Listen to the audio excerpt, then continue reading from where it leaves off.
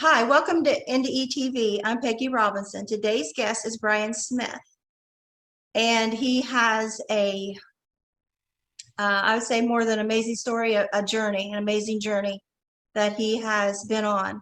And I would like for our audience to hear what he has to say. Awesome. Well, thanks for having me, Peggy. It's great to be here. Yeah, I haven't had an NDE myself, but I was raised in a fundamentalist church, and I was scared of death. So I had something called thanatophobia, where I had a natural fear of death, and I would have panic attacks, etc., for many years. And so finally, I decided, I had this fear of dying, so I thought I need to figure out what this is all about. And the church tells you when you die, you go to heaven or you go to hell. But I'm really more of a kind of person I need to know for myself. I'm kind of skeptical, so I wanted to do some research. So probably when I was about 30, between 30 and 40 years old, I really started studying the afterlife. What happens to us after we pass? NDEs are, of course, a huge part of what we know about the afterlife. But more than that, there's mediumship. There are actually some scientific things that can tell us about about what happens and about the nature of the universe. I studied all of this stuff to get over my own fear of dying, and got to the point where I was pretty comfortable that I knew somewhat at least what was going on, that I was confident that we do continue, that there was no eternal hell like I was told in Sunday school. We don't have to worry about that. And I was feeling, pretty decent about what I discovered. And then my daughter, Shayna, who's behind me over here, she was 15 years old in 2015. And she had some issues, some health issues that were minor. She had a minor heart condition. She had rheumatoid arthritis, which she was being treated for. But she had been playing volleyball at a very high level. She just gotten back from a national tournament. She played basketball at a high level. She played, national tournaments there. She was top 15, 16 in her class of about 700 kids. So just a really bright, fun, healthy child. And June 24th, 2015, we went to wake her up that morning, and she had passed away in her sleep.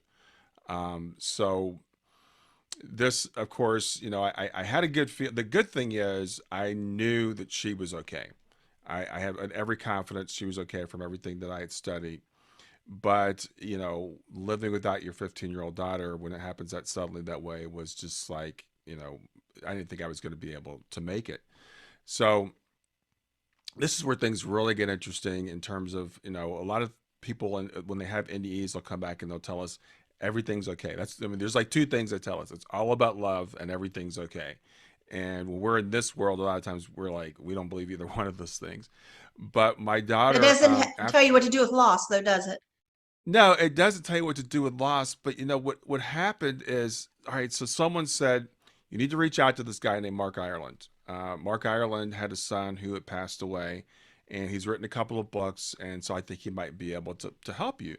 So I sent this guy, Mark Ireland, an email, and he emailed me back and gave me copies of his books and said contact me anytime. And it turned out he had started an organization with a woman named Elizabeth Bosan, and they'd started a group called Helping Parents Heal. So I'm like, well, this is interesting. And so here's where the synchronicities kind of start. My girls love to go to the beach. So like every other year, we take the girls and we go to the beach. We live in Ohio, so it's kind of a haul for us. So my other daughter, Kayla, who's Shayna's sister, is 3 years older, said, I really don't want to go to the beach this year without Shayna. It's gonna be too much. Why don't we do something completely different? Let's go to the desert because she'd never been to the desert. She said, let's go to Arizona. All right, okay. So we go to Phoenix.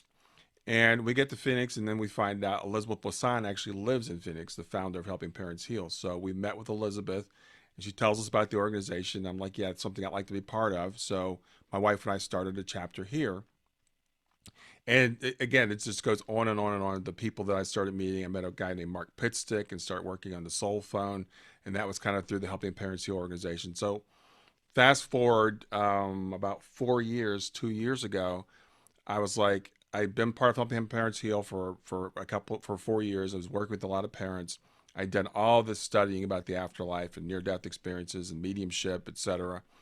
And I said, I feel like I'm at the point where I can help other people. So I started my business, which is called Grief to Growth, where I do a podcast. I wrote a book. I do one-on-one, consulting with people to help them go through the grief journey. And so what I've realized is that what I truly believe is everything that happens to us is part of a bigger plan, or at least works out for the best for our benefit. And it doesn't seem like it at the time. And as you said, it doesn't tell us exactly what to do with our grief. But if we can get that big picture, it just makes it a little bit easier. And so my mission, my goal in life, the reason I exist is to help people see the bigger picture. And again, of course, NDEs are a huge part of that, because I believe that those are tailored to teach us lessons. And each person that has them, they're uniquely tailored, so each one's different. And I've talked to so many people who have NDEs, but there are some universal lessons that we can all get from them. And the people who have NDEs, a lot of times us who haven't, will say, yeah, I wish I could have an NDE. That sounds really great. And they're all like, no, you do not want to wish to have Right. an NDE. It's a difficult experience. It's difficult to integrate, it's et cetera. But there's been research has been shown that if we study NDEs, we can actually get the benefits of the NDE without actually having it. So that's what I really try to do, is help people understand, and to bring people on my podcast who have had NDEs and let them tell their stories. And then we kind of try to draw the lessons out of it. What are the lessons that are there for everybody? I think they're a reset for the person that has them. A lot of times it's kind of like, you're not quite on the right path. We need to kind of reset you, get you started down here. But for the rest of us, if we don't have to be hit over the head, to get us on the right path, if we can learn from the other people, then maybe we don't have to go through that traumatic experience. Yeah. It's kind of strange how people started talking about their near-death experiences, when we got the internet and we started getting a platform and a place and the books and the experts and, starting to open it up. And then the end result ended up being helping people like you that's grieving and trying to find coping mechanisms, how to look at, how to wrap your head around it. And so hopefully it's helping a lot of people, that the people that's come out about their near-death experiences. I know a lot of people are still closed or still in the anger mode. Mm-hmm. You know, with my second NDE, I lost my twins. I was only 2 months pregnant, Mm-hmm. but still, to this day, it was 1986. I grieve for him every day. I was only 2 months pregnant. So, I can't imagine. Mm-hmm. And then the week before I had lost him, my son almost drowned out here on our property. And I was praying, God, if you have to take one of my kids today, take the twins. Don't take my son, Jeremy. He was like 4 years old. Mm-hmm. And so later when I lost the twins, a week later, I had that guilt. Did I cause my twins to die? And, it's just one of those things, like, how do you put in perspective? I thought at 9 months I was going to have a baby in each arm and come home from the hospital in December. And, that never happened. And I could not, and to this day, I cannot get it through my head. That's not going to happen because I Yeah. still want that. Yeah, the thing is, we do have desires, as humans, and I always say to people, we're these dual creatures. We are living in this body as humans, and we have this thing called the ego, which is here to protect us and to keep us safe. And our brains are developed for all that, and we have preferences as a human for what we want. But then we have a higher self that wants something, I think, a lot of times better for us. And I tell people, analogy I like we're like toddlers. We don't know what's going on, really, and we think we know what's best for us, but our higher self actually does know what's best for us. And just like parents, sometimes we have to tell our kids, no, you can't have this. You're going to have this, and this is going to be better in the long run. And this is where faith comes in, though. It's like, if I don't get what I want, can I truly believe that this is what's best for me, even though it doesn't seem like it at the time? And again, from the indie people that I've talked to, they're like, yeah, believe it or not, this is what's supposed to happen. This is what's best for you. And even the stuff we call tragic, the things that we call bad, because they build character. And for us that have lost children, I was just talking with a group yesterday of people who, other, people whose children had passed. And I told them, one thing that breaks my heart more than anything is when I hear parents say, I'm never going to see my child again, because it's just not true. You will see your child again. And it's more like your child's gone away on a trip or they've gone away to college. It's like when our kids go away to college, and I have a daughter that went to college, and I cried. I was sad that she left to go to college, but I knew it was the best thing for her, and I knew I'd see her again. And it's the same thing when our kids come into our lives and they pass before we do. They're still part of our lives. They're still connected. They still care, and we will see them again.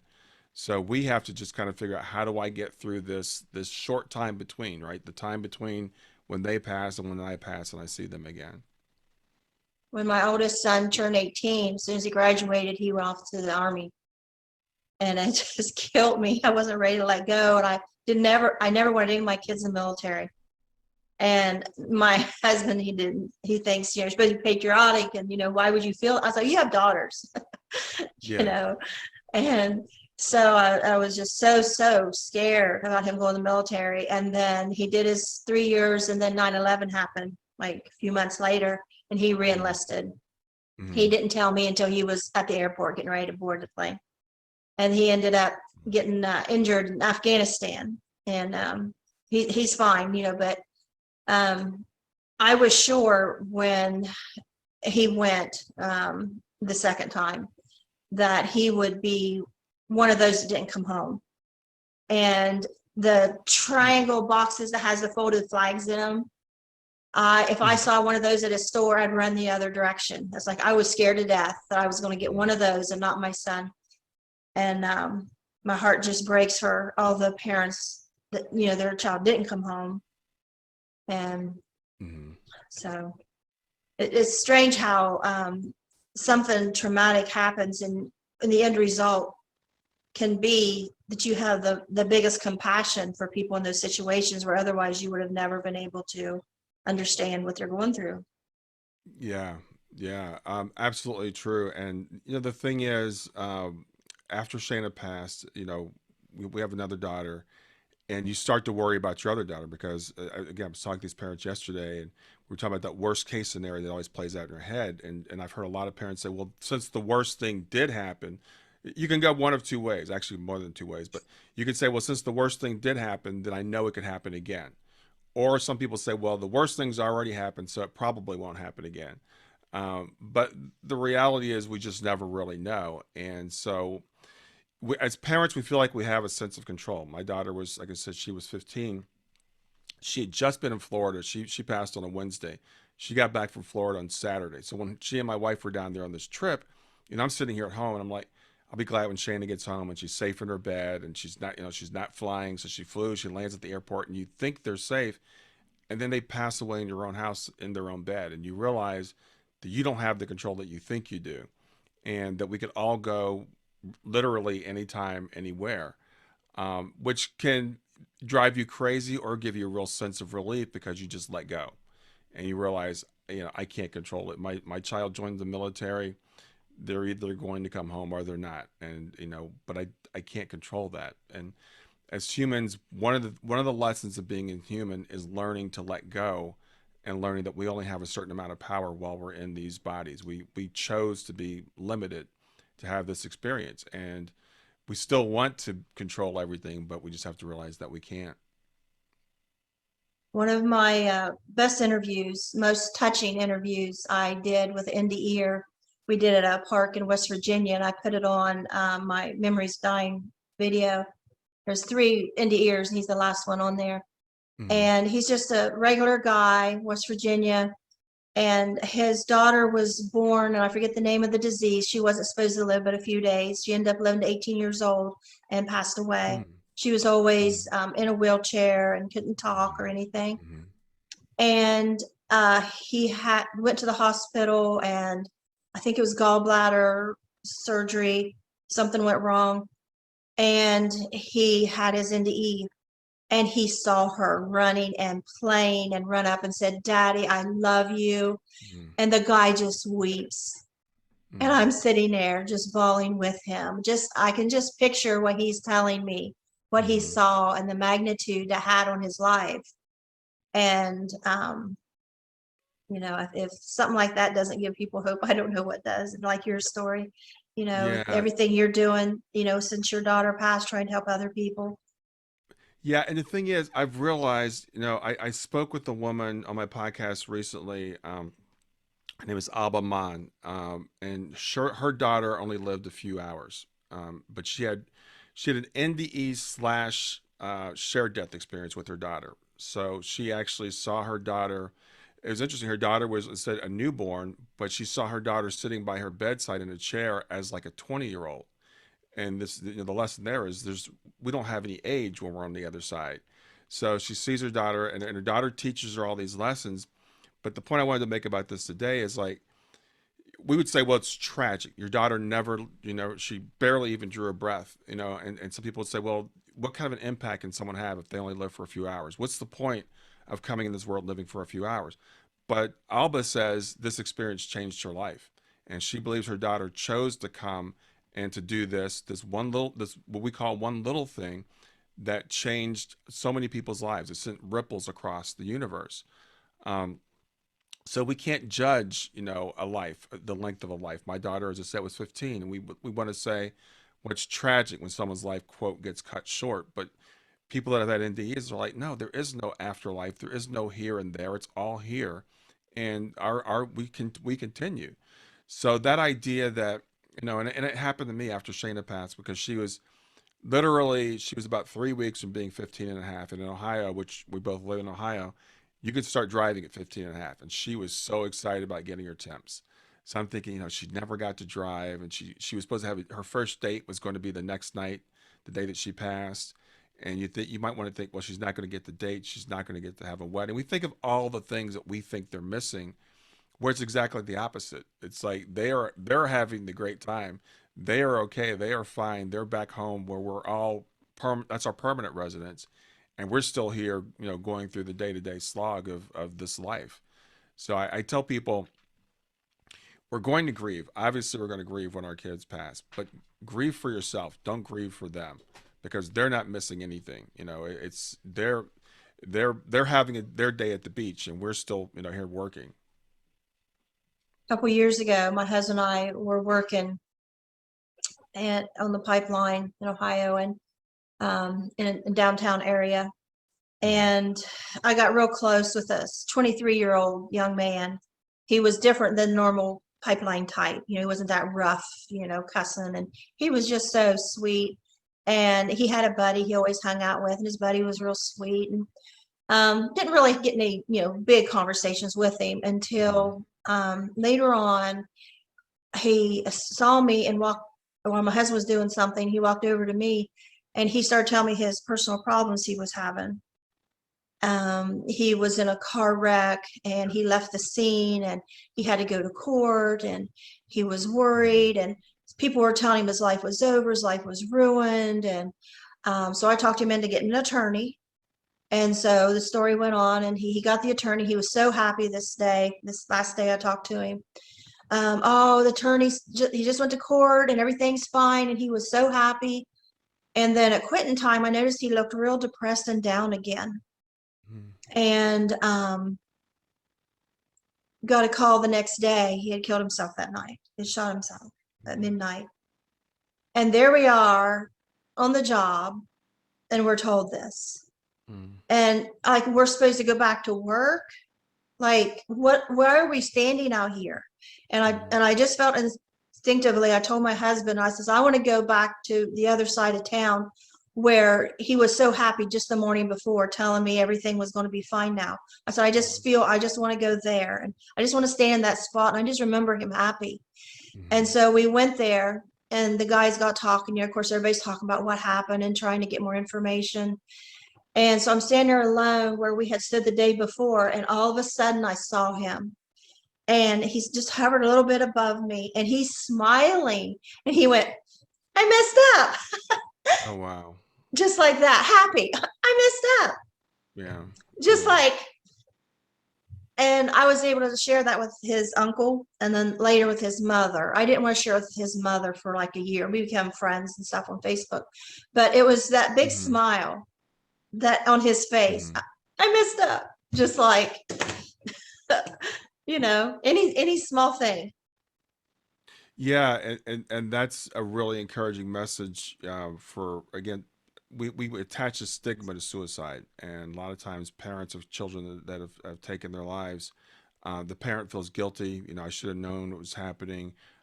Did they suffer? Are they suffering? Is there punishment in the afterlife for suicide?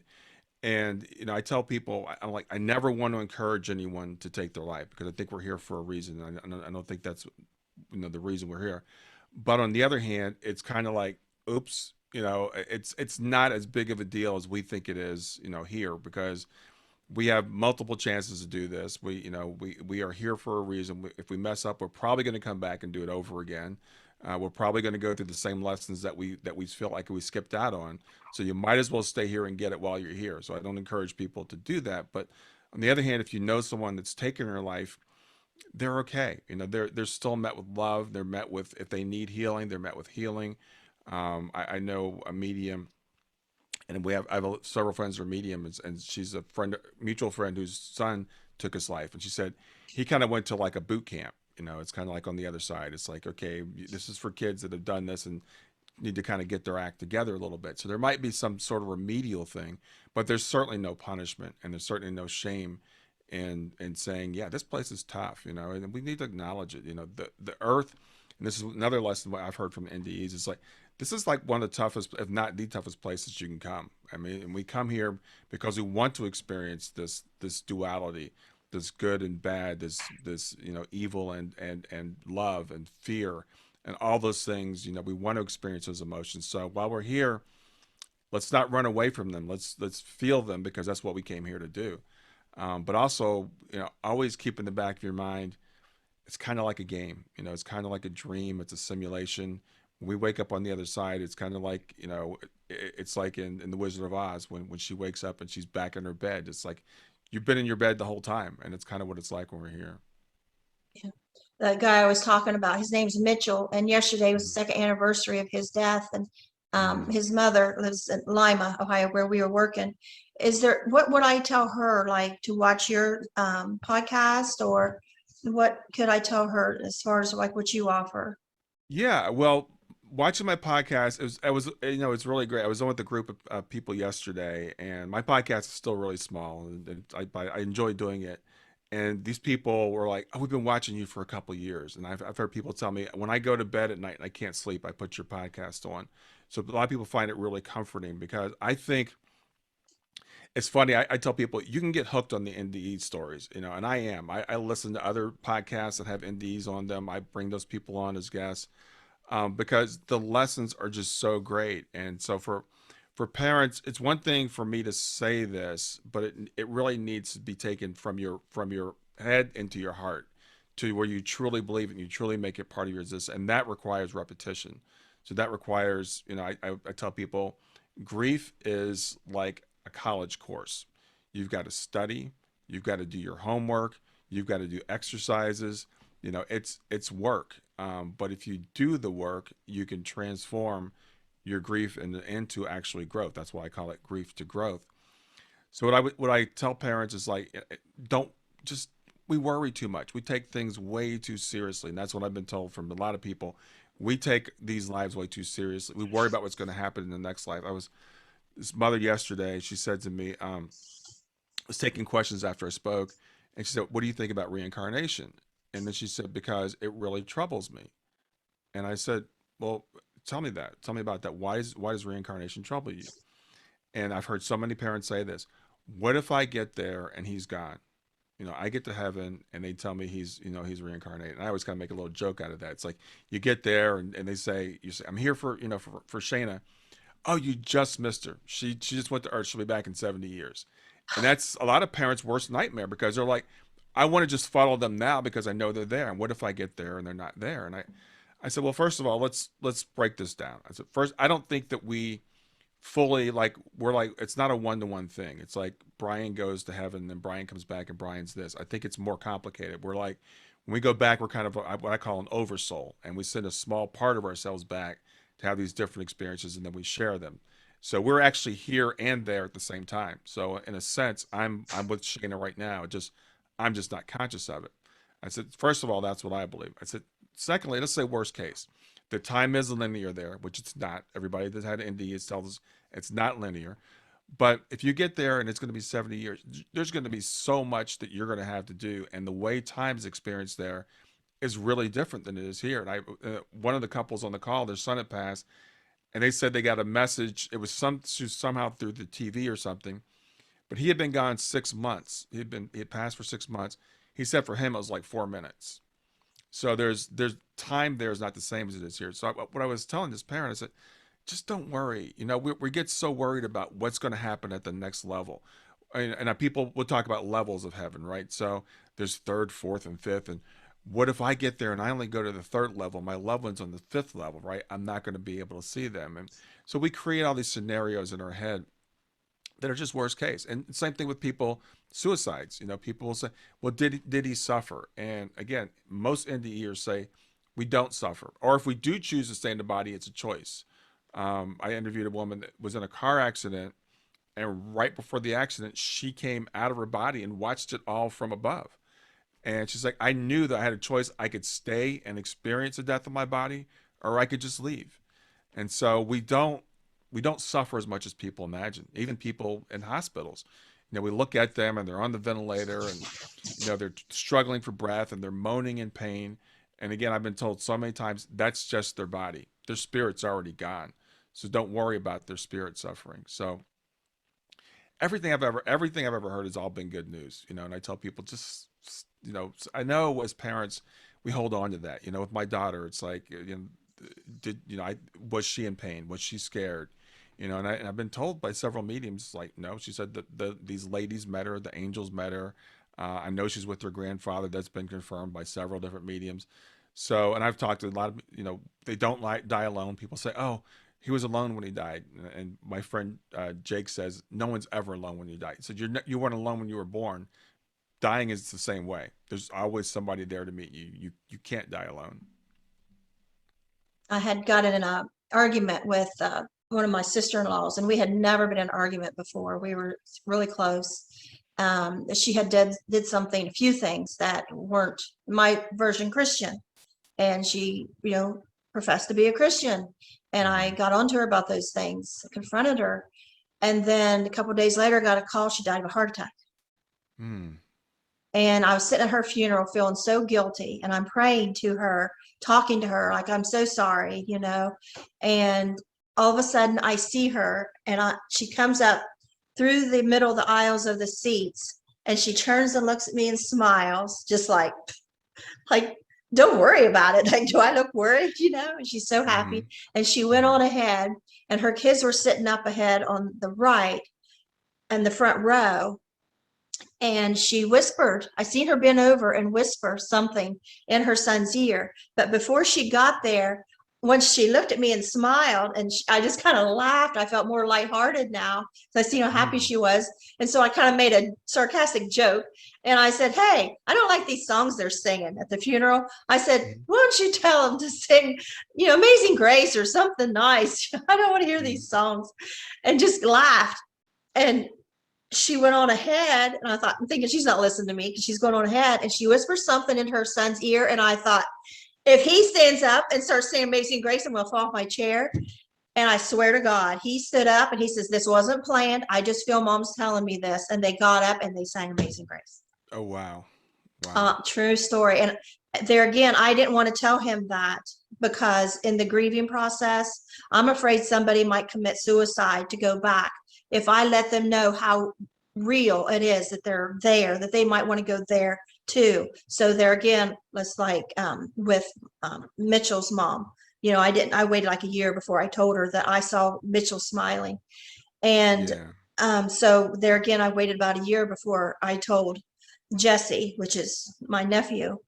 Hmm. And Wow. he's, as soon as I says, Jesse, I said, I've been wanting to tell you something, but I wanted to wait. And I told him. He says, oh, I know she did. He says, I heard her tell me in my ear to sing Amazing Grace. He said, that's why I Wow. got up and sing it. And he had no doubt I was telling the truth, no doubt. Wow. And And it wasn't long after that he died of a heroin overdose. oh, wow. And so then I felt, I hope to God that wasn't on purpose because of what we talked about. But he already knew it, but maybe I confirmed it, you know. So it's really touchy telling our near-death experiences, because some people think, well, I'm just going to go there then. Yeah, there was a movie that was made not too long ago called The Discovery with Robert Redford, and they actually proved the existence of the afterlife. And the writers of the movie, the script is people, millions of people around the world started committing suicide, or started taking their own lives. I need to stop using that language. Start taking their own lives, because they just wanted to go there. They wanted to escape this. So, and I'm working on a project called the Soul Phone, which we're hoping is going to prove the existence of the afterlife through technology. And there's always a concern, there's always a concern when we talk about suicide. But that's why I think we put so much stigma on suicide, because we you can't do it. So we invented this thing called hell, right? So if you take your life, you're going to go to hell. Um, the thing is, we have to be careful because we don't want to encourage people to take their own lives. But on the other hand, we can instill fear in people, and we need to get over this idea that there is no afterlife, because that's causing all of us to suffer. So we have to take the message and say, look, here's the thing. You agreed to come here. This is a choice. Everything here is temporary. It might seem really bad, and it is really bad, but it's all temporary, and it's all for your own learning. So it's like if you I was doing yoga this morning, and I haven't done yoga in a long time, and it was hurting, and I'm weak because I haven't done it in a while, and it wasn't a fun experience, but I was doing it because if I keep doing it, I'll get more flexible and I'll get stronger. That's kind of why we come here. It's not an enjoyable experience sometimes, but we've chosen to do this. And if we try to bypass it by taking our own lives, we're gonna go get back. And we're gonna go, oh shoot, and I set that up. I set. It's okay. I'm sorry about that. It's okay. I my dog's gonna bark for a little while. I set all that up, and I blew it. And people will tell us, we stand in line to come to Earth. There are only so many slots, and the Buddhists have told us this for a long time. Being born a human is a blessing, and so even doesn't feel like it sometimes. We have to just hang in there. We've got to hang in there and go through the tough stuff, because that's why we're here. Because if we quit, then we don't get the lessons that we came to learn. And I don't believe anybody's going to send us back, but we're going to say, okay, I'm doing it again. And then you're starting from scratch. And who wants to do that? Did you say you're starting the soul phone? Because there's a researcher I had on a while back that mentioned that, and I didn't know what it was. No, I'm on there. There's a team of people that are doing research for the cell phone. Yeah, So I don't know but if you he had just mentioned on. somebody's doing it. So okay. Yeah, it's actually being led by a guy named Dr. Gary Schwartz. He works at the University of Arizona in Tucson. So it's something that's being developed. But there are other technologies that are out there. There are people that are communicating with people across the veil all the time. I know a guy that he can talk to people across the veil on his Apple Watch, and actually has recorded some things. So there's always been this concern.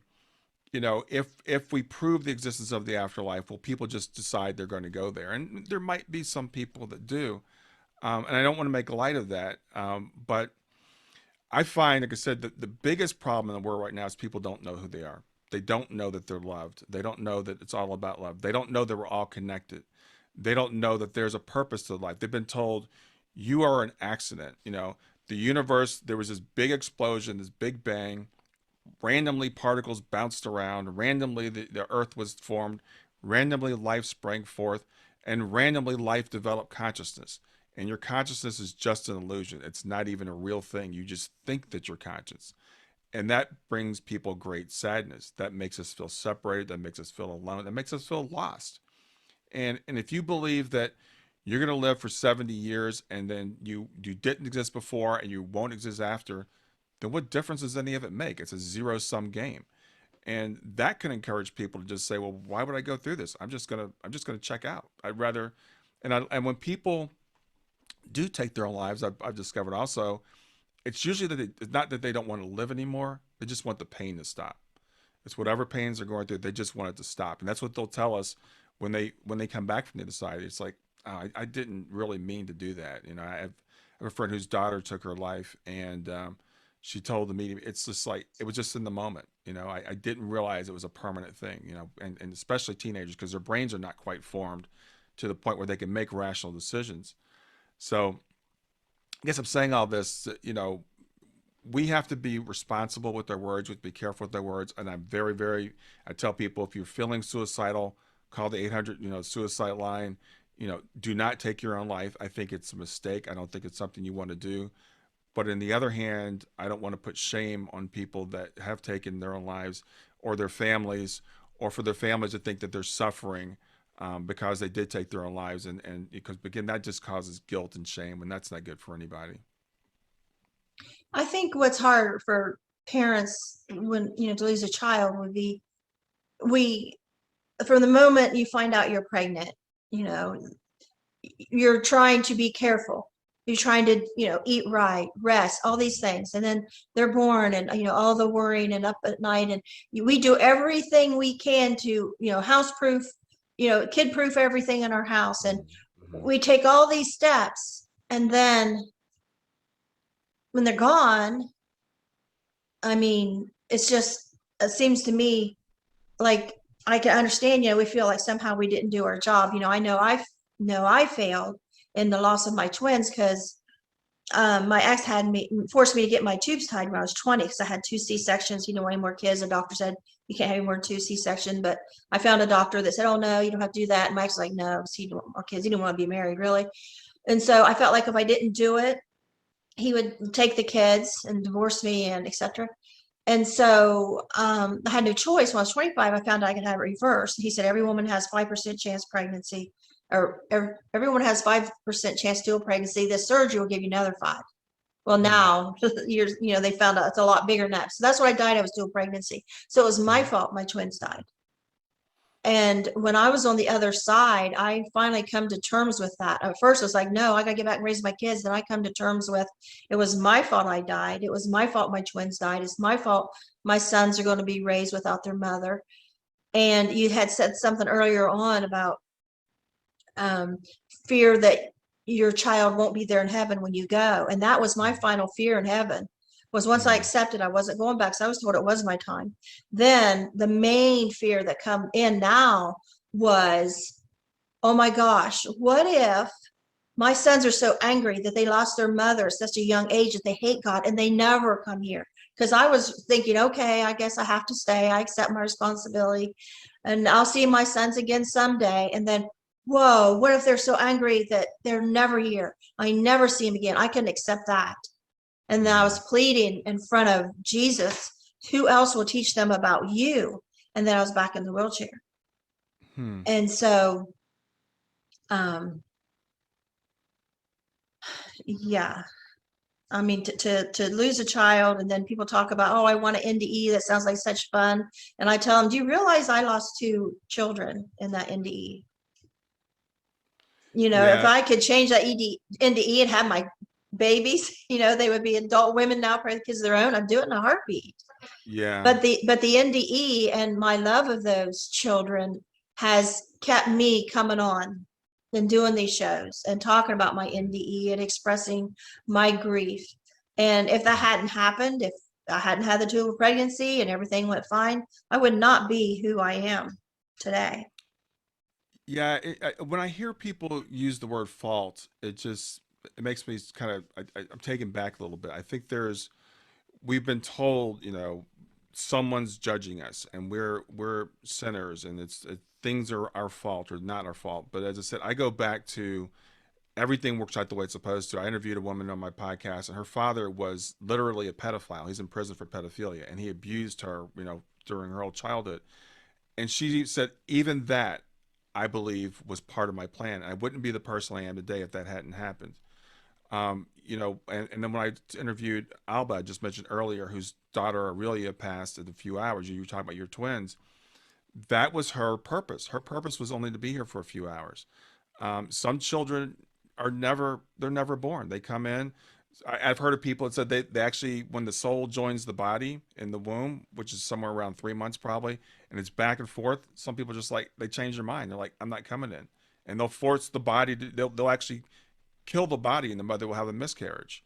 So we don't know. We don't understand the levels of the things that we do. So when we say something's my fault, I say, well, it's the way it was meant to be. You know, you were But some talking things about are Jesus. our fault, like murder. Like if we kill someone, that's our Yeah, fault. there's But see, and this is where it gets complicated because there are different levels. Okay, so on the human level, we are supposed to be good and loving and kind, and those are the rules of the earth. It's like when you play a video game or you play a board game. There are rules of the game. But on the ultimate level, everything works out okay. The Bible says everything works out for the good of those who love God, and so right, murder's not right. We're not supposed to kill people, but it does work out in the scheme of the universe because we can't really kill anybody. We look at people and we go, I killed them, and it's like, no, you didn't kill them. You killed their body. Their spirit immediately rose, and they were fine. So I'm not saying this to excuse behaviors that people do. What I'm saying is, once something has happened, we have to learn to accept it. We have to say, okay, this is what happened. And my belief is, if it happened, it was intended to happen. And there's nothing we can do about it. So we might as well See, I accept it. hear that a lot. I know you're not alone in that thinking. I just don't agree with it. We just disagree on that. You know what Yeah. I So, mean? so yeah. Because Well, I've had spiritual people tell me that there's nothing wrong with abortion because we don't die. And I thought, well, why don't you just go kill everybody in your neighborhood? Because no, who cares? No, we don't die. I mean, come on. Have no, some you're sense right. And, here. and, and that's the thing. When people take something to an extreme, it can become dangerous. So that's why I'm very careful when I choose my words to say that, whatever we do turns out okay. It doesn't give us permission to do everything. It's just like when I was in the church, and people would say, if you were saved, once saved, always saved. And I remember one time our pastor preached that, and people in the church got upset because they said, well, you're giving people permission to backslide. Because if I can commit any sin I want and it's not going to be held against me, then why wouldn't I go out and commit a sin? And if there was someone actually said this to a guy named Penn and Teller, he's a famous atheist, and they said, if you don't believe in God, you can rape and murder as much as you want. And he said, you know what? I do rape and murder as much as I want because I don't want to do that. We need to be good for goodness sake. It's like we shouldn't be good for fear of punishment. So I'm not. So when someone says, abortion's okay because everybody dies anyway, you're right. You could take that next logical step and say, well, then it doesn't matter if I kill anybody. It doesn't matter if I rob a bank. Nothing matters because everything is forgiven. And that's abusing the privilege we were given to come here, because we do have a set of rules here, and we can do harm to people on this level. And it's not right for me to smack somebody or to steal from somebody. That's wrong on this level. But when we realize, because one of the things about the near death experience, another thing we learn is, in a life review, we get to experience what we did to that other person. And some people say that's the hell that people talk about. That's the hell. That's when we say, okay, what I did really did cause damage to that person. It really hurt them, and we judge ourselves. I did when I died of the tubal pregnancy. At first, when I got there in the bright white light, I was demanding to go back. I was mad at God. I got kids to raise. I can't stay here. I was just furious. Hmm. Because I grew up abused, and didn't want one thing that happened to me happen to my kids, and I need to be down there to protect them. Hmm. I didn't let anybody babysit my Hmm. kids. I was a very protective mother, and I wasn't having it. And I was told it was my time. The answer was no. And Hmm. so then all things said and done, when I came back and I'm back in that wheelchair, the magnitude, people say, oh, I felt the love there. No, I wasn't there to feel no love. But when I got back, I thought, wow, God just gave me back my life. It wasn't over. I still had to fight for my life because whatever killed me wasn't fixed. And my doctor said I was fine. He's going to send me home. And I knew I wasn't fine because Hmm. I just died. I was in heaven accepting it. Hmm. So, yeah. I mean, everybody I think has the a NDE, different NDE that it seems like is tailored just for them, what they need to learn. right. And that's one thing about the NDE that we have to also keep in mind. It's not the death experience. And I've heard people say, maybe we even go to a different place. And everybody's NDE. I mean, I know people have NDE and they ended up on a beach somewhere. Some people end up on the side of a mountain. Some people end up in a dark space. Some people have what we call positive NDEs. Some people have what we call negative NDEs. So the NDE, as I believe, is a glimpse of it shows us that our consciousness is not local. It shows us that our consciousness functions without our brain, that we know, but it's not necessarily where we go when we die. It's like they almost set up a little thing and say, okay, Peggy needs this, and Howard needs this, and Becky needs this. So let's set up the scenario for them to, because that's what they need. Exactly. I remember Howard Storm. He was, a notorious atheist, didn't believe in anything, and he had kind of a hellish NDE. But that's what he needed, and then he called out to Jesus, and Jesus saved him in his NDE. So some people say, well, that goes to show you there's a hell. And I'm like, well, if there is a hell, he didn't stay in it. So I still don't believe. I've seen no evidence that anybody stays in torment eternally. But some people do experience a hell-like experience. I just Some interviewed people. a girl the other day that had a hell experience, and she felt she was in it for years. And it was very similar to Howard Mm, Storm's, including the sexual abuse by the demons, wherever they were.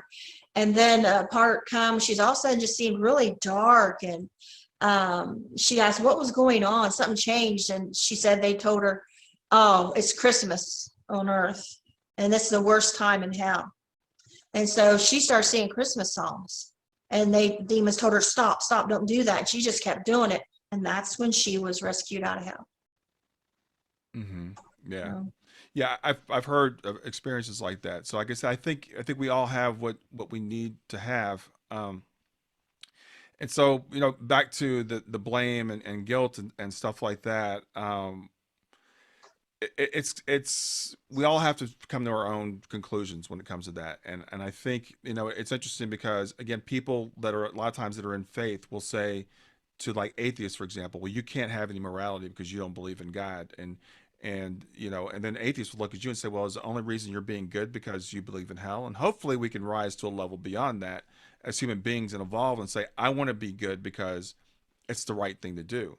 I want to be good because we're all the same. I look at people as like cells in the body. I mean, I think we are actually one organism. And when cells in the body turn on each other, we call that cancer. Cells should be cooperative. I'm a heart cell, you're a liver cell, someone else is a brain cell, but we're all here to serve the body. And if we can come at it from that perspective, then we won't do bad things just because it's not the right thing to do. yeah. We was talking about suicide, and I know there was a time I was on Ambien. They blamed it on Ambien, and they didn't think anything of it. But I dropped off my adopted kids at Catholic school, and I called my husband, told him goodbye, and I called my daughter-in-law and my daughter-in-law. Yeah, and I reminded her of my will, and that if something happened to me, that her and my son would get our adopted kids as if they would want them. Clearly wasn't thinking clearly. And you may have heard of Ambien, the effects it's had on people. Like, people have gotten off of Oh murder yeah, for his yeah. Ambien. And hmm it was prescribed by my doctor to help me sleep. I just had a lot of stress issues with my adopted children.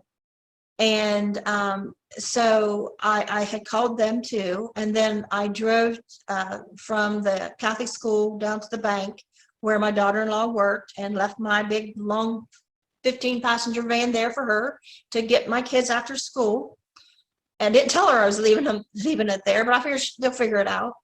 And I walked across the bridge to Belpre to Rite Aid, got all my prescriptions filled.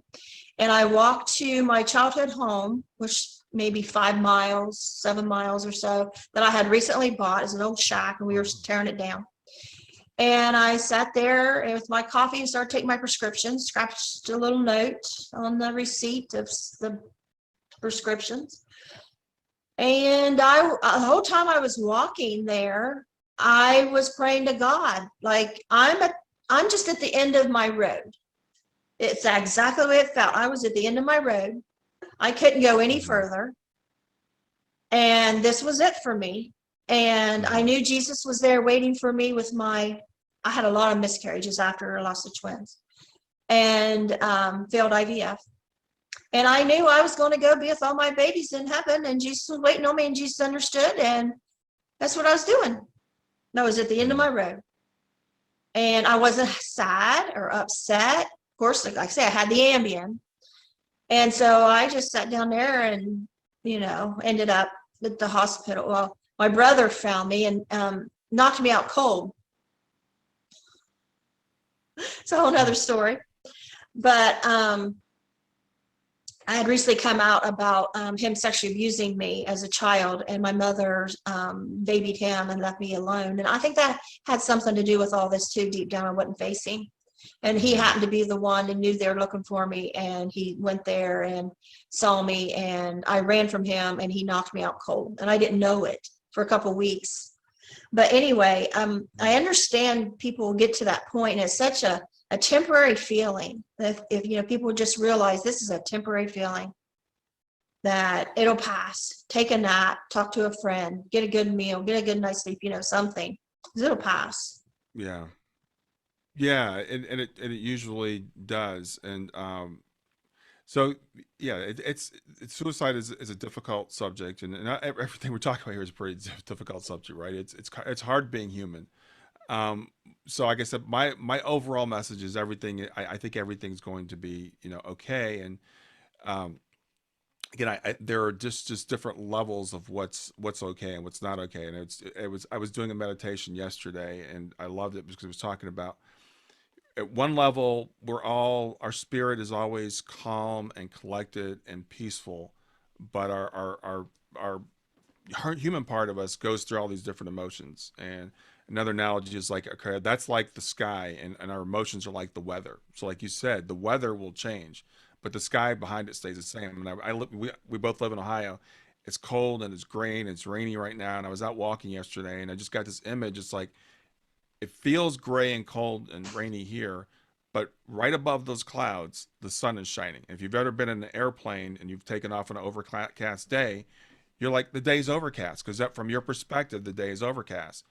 But once you break those clouds, the weather hasn't changed. You're just in a different place. And you look at it, it's like, oh, it's beautiful. And look at the sun bouncing off the top of the clouds. That's what our lives are like when we're here. When we're here, we're in the weather. We're in the stuff. We're in the muck, and it sucks. But it's always sunny just a few feet above. So if we can raise our perspective, if we can raise our the way we look at things and say, yeah, I'm going through this right now, and I don't like this. But if we say, instead of, why is this happening to me, like, why is this happening for me? Or if you can't go there, what can I do with this? What can I do with this thing that's happening to me? It's already happened. I have to accept it, or should accept it, because you can't fight reality. So what do I do with it? How do I turn this lemon into lemonade? So how do I take the passing of a daughter, or the miscarriage of twins, and what do I do with this, right? So with my daughter, this wasn't intentional. I mean, when she passed, it was really weird. But I thought someone whispering in your ear, like the next day, I was like, I need to start a blog. So I actually started a blog, which was her name. And I was reminded, like when C.S. Lewis, when his wife passed, he started journaling. So I'm like, I'm just going to keep track of what's going on. And I felt like I didn't even want to live at that point, but I just knew I wanted to start, writing it down and capturing it. And people started following my blog, and people started saying, it was helping them. And I can look back on those early days now, 6.5 years ago, and now I can say, okay, I'm glad I got through that time where I didn't want to be here, because now I'm at a place where I can see the benefit. I can see what the change that has come, the growth that has come. And I know my daughter is still with me. I know she's still my biggest encourager. She still sends me messages. I have people, I have a lot of friends that are mediums, and they'll call me up and say, Shayna just dropped in and, sent me this message, and she wants you to know she's with you, and she's proud of you. And she's the reason why I do what I do. And if she had not passed, I don't know what I'd be doing, but I know it would not be this. So it was something that was necessary in my life. And it doesn't mean it's my fault, because I've heard parents say, well, then it's my fault that she died because she had to die so that I could do this. No, that's assuming that dying is a bad thing. And that was her sole plan. Shayna, she never planned to be here long. And we knew she would say things like, I don't want to grow up. I don't want to, when she was young, and she's like, I don't want to get boobs. I don't want to do all that stuff. She was like Peter Pan. And she, a few weeks before she passed, we were up in Columbus, which is about 2 hours from where we live. It was Mother's Day. So she was playing with her cousins, and she said, um, "When I die, I want to be cremated and buried under a tree." And so I didn't know this. After she passed away, we were trying to decide what to do, with her remains, and we said, well, my wife and I decided to have her body cremated, and we were going to talk to my other daughter about it. So we said, Kayla, what do you think? Are you okay with this? How do you think Shayna would feel? Because you don't discuss this stuff with your 15-year-old. And she told us the story of what Shayna had said just a few weeks earlier. So we knew her wishes, but what 15-year-old does that? Yeah, it seems like a gift for you guys that come out of her mouth that day. Mm-hmm. Yeah, yeah. So it was like she knew, and I tell people when we come here, we incarnate. It's hard, gravity. We have to walk around. We get old, our bodies, whatever. And I would tell Shane, I'm like, Shane, I don't think you fully incarnated. You don't seem to you have to walk upstairs at night. We'd say, Shane, it's time to go to bed. I don't feel like walking upstairs. I don't want to brush my teeth. So she was 15 and she was about 5'10". I would still carry her upstairs, not every night, but every once in a while she's like, Daddy, can you carry me upstairs? And I'm like, okay, Shayna. But she Oh, she she was very, very physical person. She loved the physical, but on the other hand, she was just kind of like, I don't really like this. I don't want to get old. I don't want to, I like my junk food. She loved candy, and I would say, Shayna, you're gonna weigh 400 pounds and have no teeth. But I think she knew in a sense she wasn't going to be here long, so she just wanted to enjoy everything while she was here. she sounds so angelic. Yeah, yeah, yeah. But I remember she would say, "I want to break my leg." I'm like, Shayna, why would you say that? Don't want to feel what it's like to walk on crutches. I'm like, Shayna, don't say that. And then she tore her ACL, and she was in a walking cast for like 3 weeks, and then she had to have surgery, and then she got to experience walking on crutches. But when she would like have to have blood drawn, when she got diagnosed with RA, we're going down to the lab, and I remember her saying, "I wonder what it's like to get blood drawn." And she would just, if she would watch it, she was fascinated. Um, she was just an incredible spirit that just wanted to enjoy every moment while she was here. Again, I think knowing in hindsight that she wasn't going to be here that long this time around.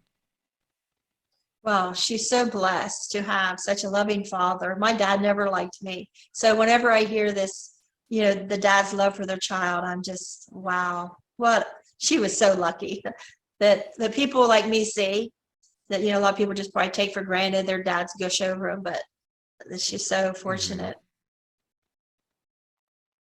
And that seems to be the mystery of life. The biggest mystery, I think, when I learned at 15, 16 years old, and I just got engaged. It was Valentine's Day, and I was permitted to get engaged as long as we didn't get married till after I graduated. And I just so in love with this guy, and which was great because this is the first time felt I had love in my life.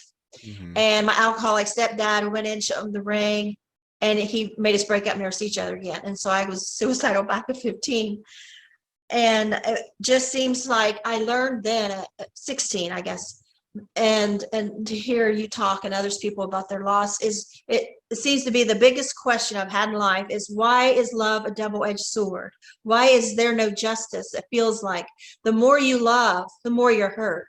So people Hmm. think, I won't love anymore. I'll harden my Hmm. heart and I won't like anybody. Because I did Yeah. that as a teenager. I just hardened myself and I tried to be as tough as I could. And I'm not going to love anybody. I'm not going to like anybody. We moved to a new school every year. Well, I'm not going to make friends again because it hurts too bad to say goodbye and leave them again. And I'm just going to not like anyone. And you can do that. And a lot of people live their life like that. But because love does hurt.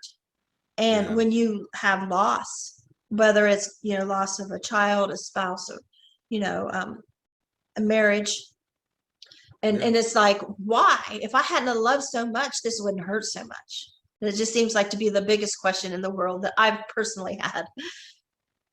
That Yeah, it's interesting to say because I was talking to a mother the other day who was saying that she didn't say it in these words, but kind of like, I wish my child wasn't born because then I wouldn't be going through this pain. And my wife and I were talking about, I said, if someone could offer you a pill that would erase the memory of Shayna, which would be like she was never born, would you take it? And we're both like, no. I've heard the expression, grief is the price we pay for love. And love, and I had a pair of shoes. I love these shoes. There were these red shoes that had an ace of hearts on them, and a picture of a card, and the quote was "Love is a gamble." And I had no idea when I bought those shoes how much of a gamble that love is. But the alternative, when I was in college, there was a movie came out by the group called Pink Floyd, and it was called The Wall. And I love that movie. I love the album. I listened to it over and over again. But the message of the story is this kid's going through all these traumas as a child, and he's building a wall, and he's building a wall around himself to keep himself from getting hurt. And so the whole thing, the whole movie is like all these traumas, and he's building the wall. Then he realizes that the wall hasn't just closed other people out; it's closed him in. And that's what happens when we do that. We are meant to love. We are meant to take that risk, and we can wall ourselves off, but that's not who we are as human beings. We're meant to have that connection, and we're here to experience that back and forth. And one of the reasons why love is so precious and this life is so precious is because we know it's limited. You know, with my girls, we homeschooled them because we wanted to spend every moment that we could spend with them. So we spent a lot of time together.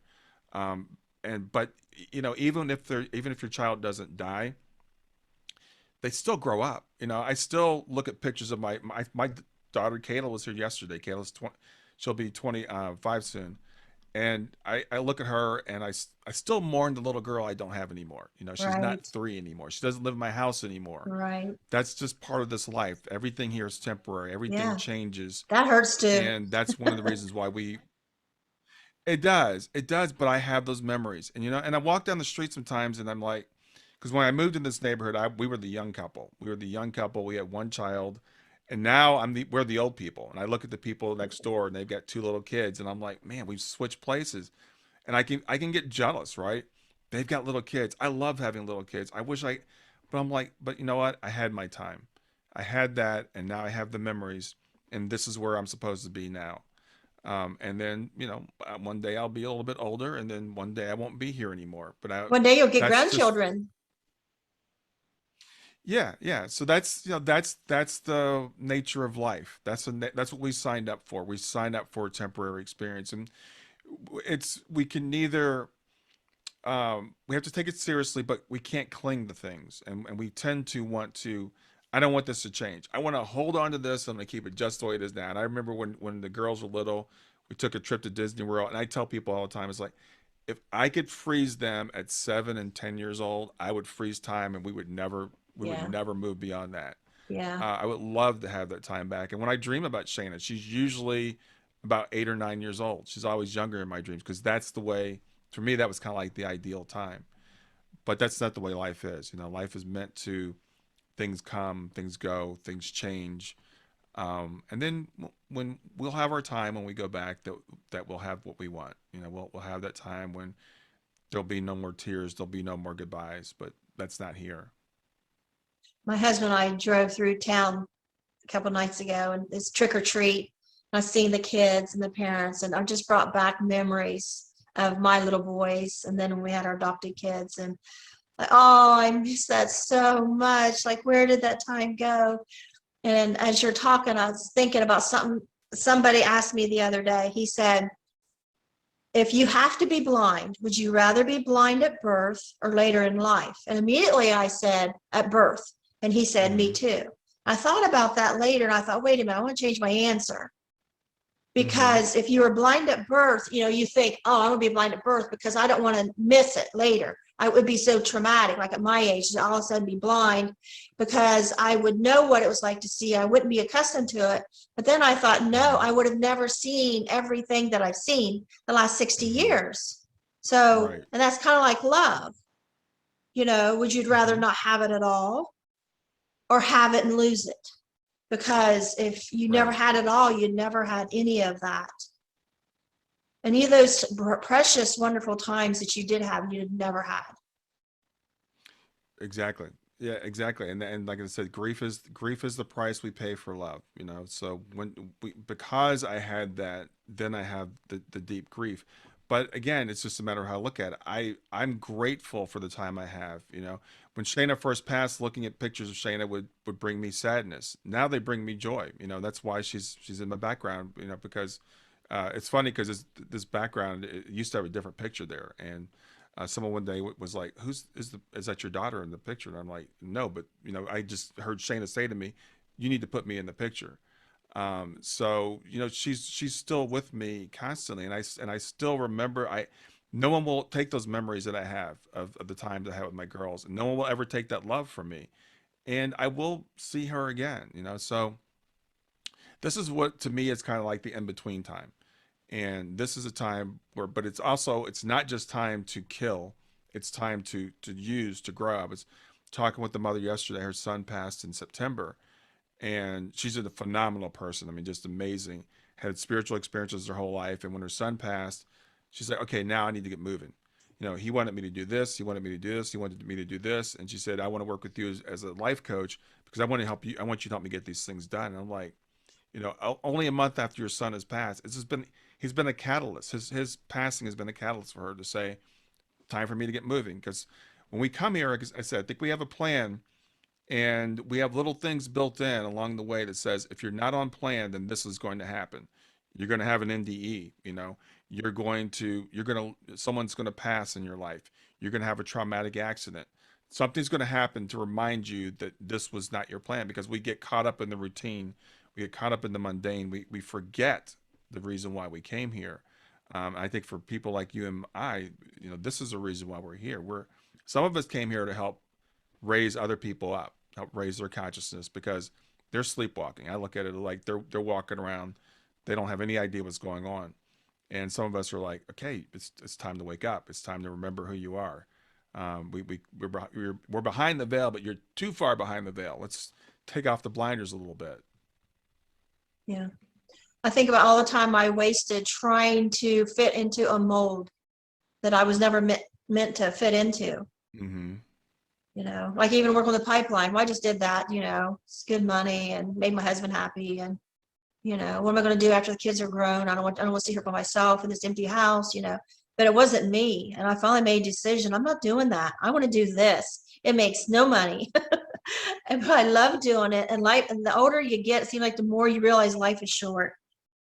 Yeah. Well, anybody can be killed any time, die at any time, but we feel that, but it just feels like life's getting short, and I'm not going to waste another day doing something to please somebody else or try to fit in some mold that I just don't belong into. And Mm-hmm. learning to be yourself is, I think, the biggest key in life. Yeah. Because we're born and we're told, don't do that, sit up straight, behave. And then you're forced into, okay, now you got to go find a job, all these things that like box us in. Mm-hmm. And then hopefully at some point we're able to bust out and say, this is what I want to do. This is me. And Yeah. talk about depression and loss. Like after I lost the twins, I found the only peace I could find was drawing house plans, Hmm. because we were getting ready to build a house. And I would get the boys set up in the living room with their shows on and their toys, and I would sit in the kitchen and I would draw house plans. And it's like Hmm. it felt like only 5 minutes, if like 5 hours went by. And it was a place for me to heal. I wasn't feeling the grief. Mm-hmm. And then so throughout my life, whenever I would start to get kind of sad about things, I start drawing house plans again. Our Hmm. house ended up being 9,000 square feet. Oh, wow. They kept building on. It's not finished either. We're gonna have to sell it or something, downsize. But I stepped a couple years ago. I was thinking about all this stuff, and I stepped out on the porch. It was early morning. It was still dark. Took the dog out, and all of a sudden, it come upon me. God does not give us this grief without giving us a rescue. Mm-hmm. And art is our rescue. If you're grieving, find an art. Mine was drawing house plans. Maybe some people can Mm-hmm. paint or sing or crafts, or, they like to work on cars, whatever. Find your piece. Everybody Mm-hmm. has something. Like yours was blogging. Yeah. And everybody has something where they can go to that rescue and just get lost in it and give it time to heal. Because we've been sliced open. After you had a trauma, you're sliced open and you're going to Mm-hmm. have to heal. It Mm-hmm. just takes time. Yeah, I think I like what you said about, because I think about, God is a creator and we are creators. and we are meant to. I believe we're meant to create, and that doesn't mean we're all artists. But it could be music, it could be writing, it could be whatever. But we all seem to we like creating, we like playing with stuff. And the thing is, you know, the grief is part of the journey, and we want to reject the grief. We all want all the good stuff and none of the bad stuff, but that's not Earth. That's not the deal. When you come here, when you come here to experience all of it. And I know that sounds crazy, but if you think about it, there's all these correspondences in this world to what's real. So one of the things is like they call it the hero's journey. Whenever we watch a movie, it's the same story. The hero starts off here. He starts off okay. Something bad happens. It looks insurmountable, totally like it can't be overcome. And the worse it looks, the better the movie, right? And then he overcomes it and he gets back to where he was. That's kind of the arc of this life. We come in, Jewish people say this thing on our lip is where the last thing the angel touches our lip. And says, shh, because you're going to forget where you came from. That's what this little thing is in our lip. So we come in and we say, okay, I'm going to forget everything. I'm going to strip down. I'm going to forget everything. The world's going to throw all this crap at me. My parents are going to tell me who I am. The teachers are going to tell me who I am. And I'm going to try to remember who I am. And that's the journey. The big journey is discovering yourself. It's really, it's finding that thing that was always there, right? So people say, when we go looking for God, it's like, you're actually looking for what's already inside you. God's already right there. We've forgotten it. And we go through all this crap. And then finally we're like, oh, wow, I'm this incredibly powerful being that was okay the whole time.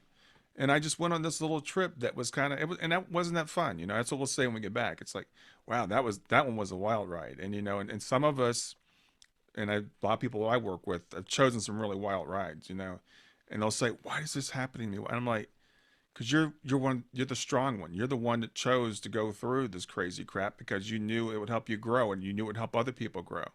And sometimes we do it for ourselves. Sometimes we do it for the people around us. We'll say, I will go take that role on so that you can learn this. And I'm going to take on, you know, um, you mentioned someone earlier who was born who was nonverbal. I have a friend whose son was nonverbal. He was diagnosed at 2 with this brain disease. They said he was only going to live for a couple more years. Ended up living until he was about 12. But it totally enriched her life. She was like, I would never trade that experience for anything. And I've talked to so many people who've had kids like that. They say they taught me so much about life, and they never spoke a word. So imagine being the soul that volunteers to come in and live in that body, and knowing that you're never going to be able to speak. You're going to be in pain. You're going to suffer seizures. That's a special soul. That's someone who says, I'm going to take one, for the team. I have my oldest sister. There's 5 of us kids. When I was around 8 years old, I realized I'm now older than her. She's mentally disabled. And so I've Mm-hmm. always kind of been like her mother, looking out for her Mm-hmm. because the rest of the family didn't care. They weren't caring people. And so I'm her guardian now, and she's in a nursing home close to me. But my mom's there. But so I got a call a couple weeks ago. They thought she had a stroke. Mm-hmm. And as my husband's driving me to the hospital, I'm sure she's going to die. She's got like late stage kidney disease and stuff. And I started crying on the way. And I said, it has been such an honor to be her sister.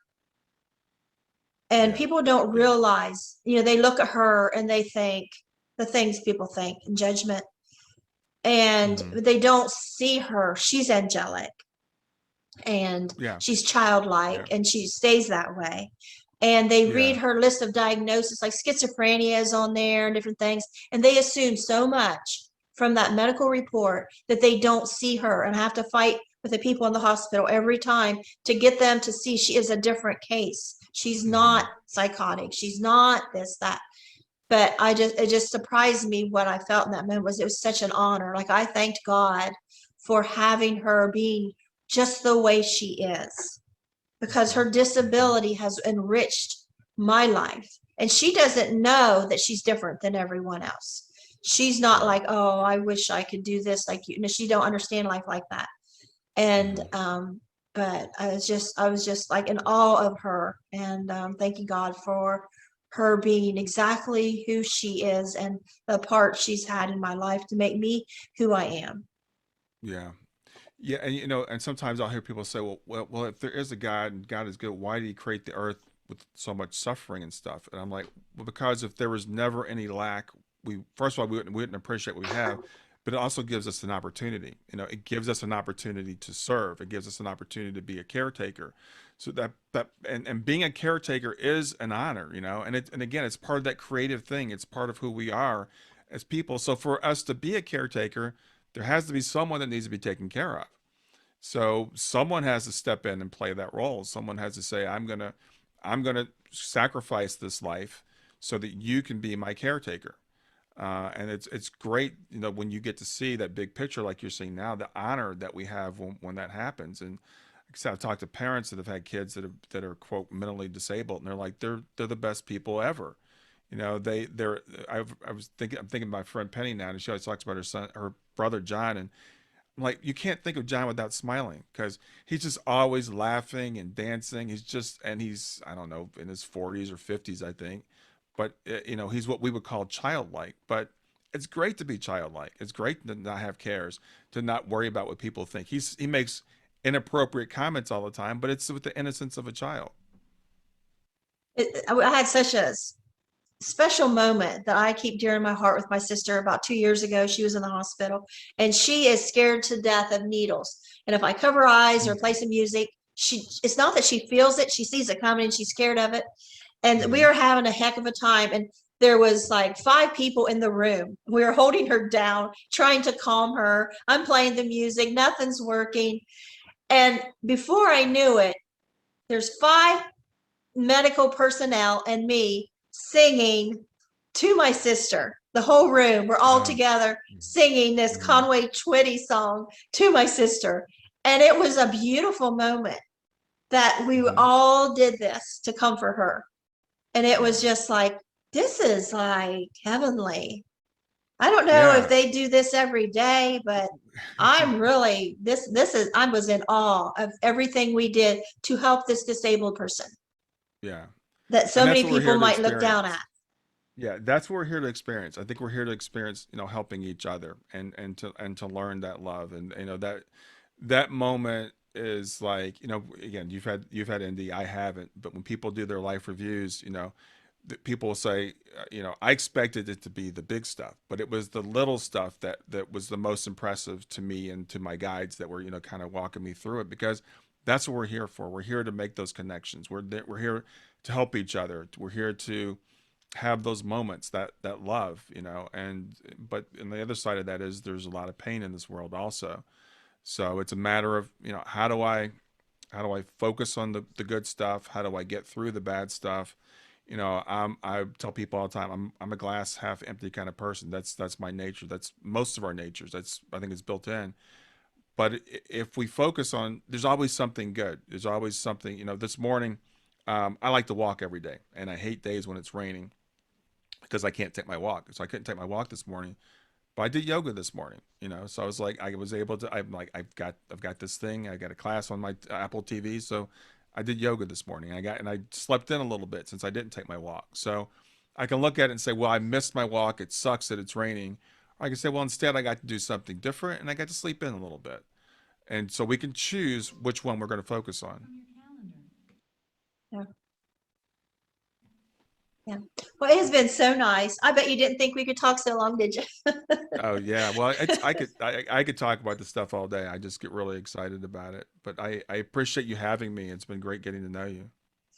Yes, thank you so much. I've enjoyed this as well. So you enjoy the rest of your day. Maybe get to run later or All not right, tomorrow all or right. do Thanks, some more Peggy. some stuff, fun stuff that you don't normally do. And Yeah, I just love your daughter's beautiful face back there. You can just see the love in her yeah, face. She's so beautiful. yeah. Thank you, thank Very, you. very blessed daughter to have a father like you. Well, we were are blessed to have her in our lives. She's been. We knew from the moment she was born that she was going to be a force. So, and she has been, and she continues to be.